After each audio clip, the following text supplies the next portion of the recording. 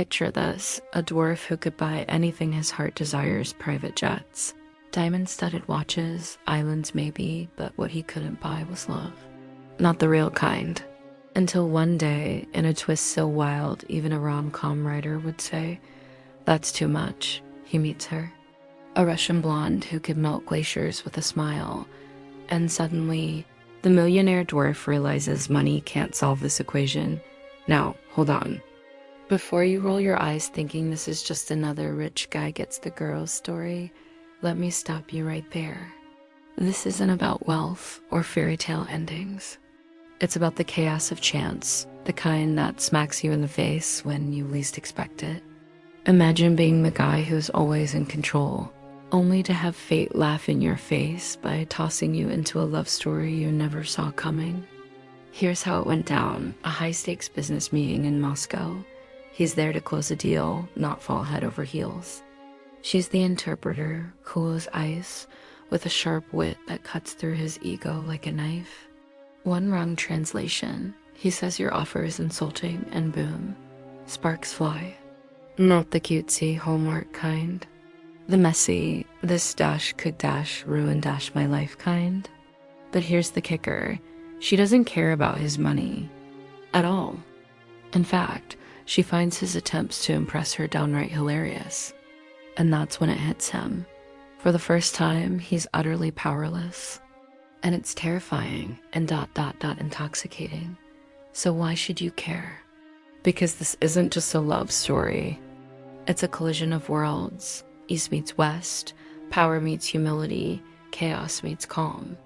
It's about what happens when the one thing you can't control walks into your life and refuses to leave. And trust me, by the time we're done, you'll be questioning everything you think you know about love, money, and the stupid, stubborn human heart. Next up, the moment everything goes wrong, but first ever seen a millionaire beg. Oh, you're in for a treat. So picture this, a 5-star Moscow restaurant, crystal chandeliers dripping with arrogance, and him, our dwarf millionaire, squirming in his perfectly tailored suit like a kid caught with his hand in the cookie jar. Across the table, her laugh cuts through the clinking champagne glasses. Not the fake giggles he's used to. No, this one's real. Rough around the edges, dangerous. She leans in, those Russian accented vowels curling around his ego. You think money impresses me? I've seen oligarchs cry over caviar. Boom. First rule of their game, she calls the shots.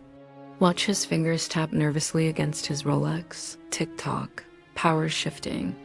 Here's the kicker, she leaves lipstick on the wine glass. On purpose, a tiny war flag planted in his world. And oh, the way he stares at that smudge later. Like it's the first authentic thing he's touched in years. What happens next? Let's just say. Wallets open doors, but attitude? That blows them clean off the hinges. Now, let's talk about the elephant in the room, or should I say, the dwarf in the room? The height difference. It's awkward. It's undeniable. And it's funny as hell when they're trying to kiss, and she has to bend down like a flamingo. But here's the thing, it's not the obstacle you think it is. She laughs when he stands on tiptoes to whisper in her ear. He grins when she uses his head as an armrest. It's their joke.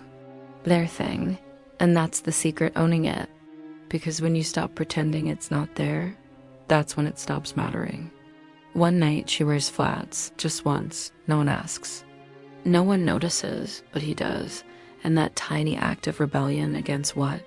Expectations? Stares? Feels bigger than any grand gesture. Height doesn't measure heart. And that lipstick-stained wine glass, still sitting on his nightstand.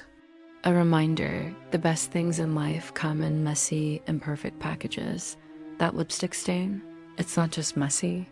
It's a grenade in the silent war of Russian social codes versus Western expectations. Think about it, in Moscow, showing off wealth is like breathing necessary.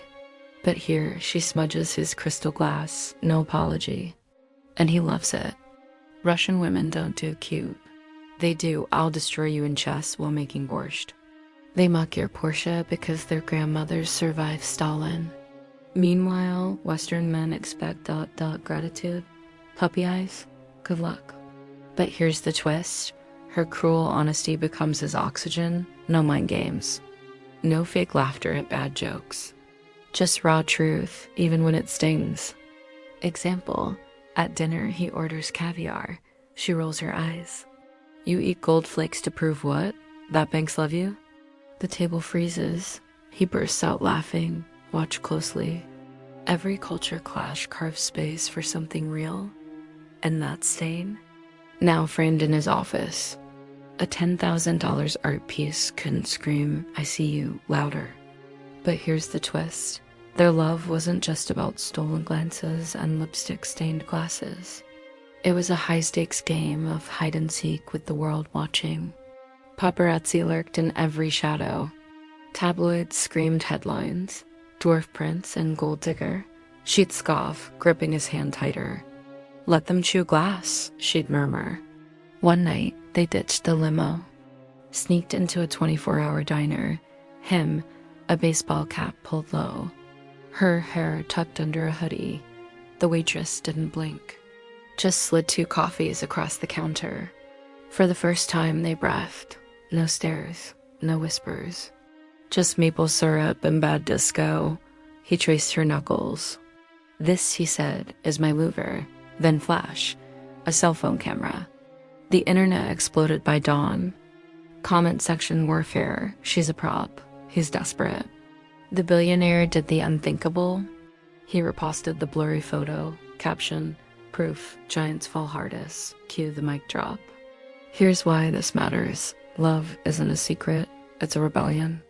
Every glance they stole was a middle finger to the noise. And that diner booth, their battleground. Because when the world tries to shrink your joy, you swallow it whole and ask for seconds. Then came the night that changed everything. No red carpets. No paparazzi stalking their every move.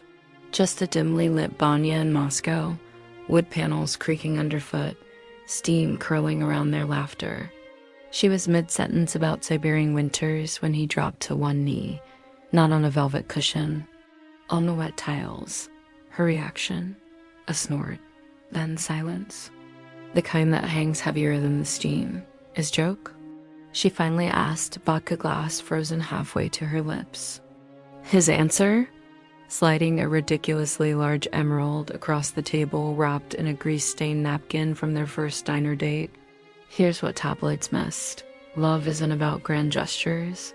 It's about private languages. That napkin, it meant more than any Tiffany box. The smear of ketchup still visible in the corner. Their shared middle finger to perfection. And when she finally said, "day between laughs," it wasn't just a yes, it was a revolution. 2 people flipping the script, not just on fairy tales, but on who gets to star in them. Because this wasn't Beauty and the Beast. This was vodka shots and we don't give a damn grins under neon lights. The lesson? Real proposals don't happen in front of cameras.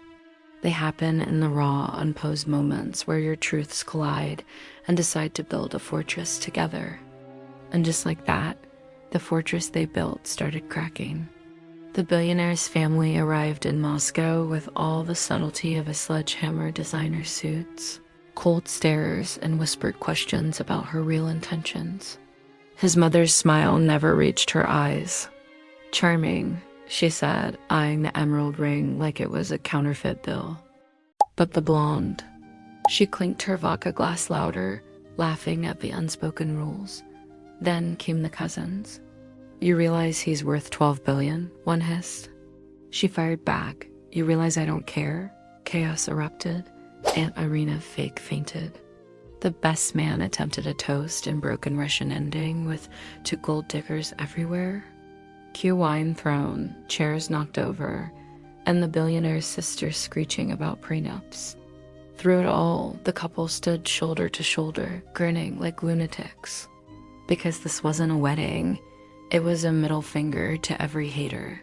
And when the cake accidentally toppled onto his uncle's toupee, they slow danced in the wreckage. The lesson: blood makes you related. Loyalty makes you family. Slow dancing and cake wreckage sounds romantic, right? But what happens when the glitter settles and real life kicks in? Here's the raw truth no one tells you about love that defies the odds. First, the dopamine crush. That high from defying haters, it fades. Suddenly, you're stuck with unmatching socks on the bathroom floor and a partner who hogs the blankets. The us against the world vibe, tested daily. Like when her adorable accent turns into 3 AIM phone screeches to Moscow. Or when his family forgets your anniversary for the 3rd year. But here's the game changer, their secret weapon. While other couples crumble under routine, these two weaponize their weirdness. Breakfast in bed, more like vodka pickles and waffles. Arguments, settled via thumb wars. Their mismatch becomes the glue. Every oddity a private joke no outsider gets. The epiphany, nonstop fireworks are a lie. Real happiness looks boring from the outside. Her braiding his beard during Netflix binges, him learning Cyrillic to read her childhood diaries. It's not about grand gestures anymore. It is about who brings you aspirin after a fight. Here's where most fail, expecting perpetual adrenaline. But the smart ones, they trade rebellion for ridiculous intimacy, like turning toupee sabotage into an annual tradition. Because loyalty isn't loud, it's quiet. It's choosing your weirdo every damn day. But here's the brutal truth no one tells you. Love isn't always enough. Not when it's toxic. Not when it drains you dry. Ever felt that sinking feeling? Like you're giving 200% but getting crumbs? Yeah, we've all been there. The constant apologies, the walking on eggshells, but I'll change promises that never stick. It starts small, a snarky comment here, a missed call there. Then boom, you're drowning in self-doubt. Wake up. Toxic love doesn't sparkle, it suffocates.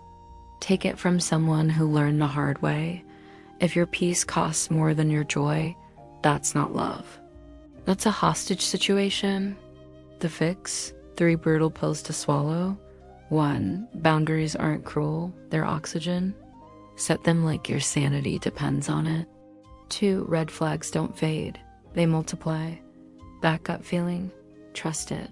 3, alone beats lonely every time. Walk away before we becomes what was I thinking. Here's the kicker, real love feels easy.